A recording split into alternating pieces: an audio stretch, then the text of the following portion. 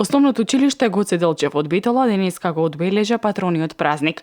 По тој повод беа реализирани низа активности како ликовна изложба, литературно читање, историски час посветен на ликот и делото на големиот македонски револуционер идеолог Гоце Делчев и секако училиштната приредба дело на учениците и нивните наставници. Датира уште од далечната 1847 година, училиште кое што е прогласено за културно наследство во нашиот град и држава, заради своите, да речам, вредности кои што ги поседува, и етнолошки, и уметнички, и архитектонски, и културни, и историски, и образовни.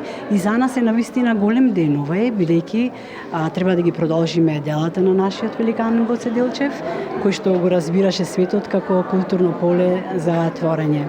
Наставата во основното училиште Гоце Делчев се реализира на македонски и на албански јазик, а со тоа дополнително се подржува делото на големиот револуционер Делчев, кој дел од својот живот го поминал како учител, кој ги ширел космополитските вредности.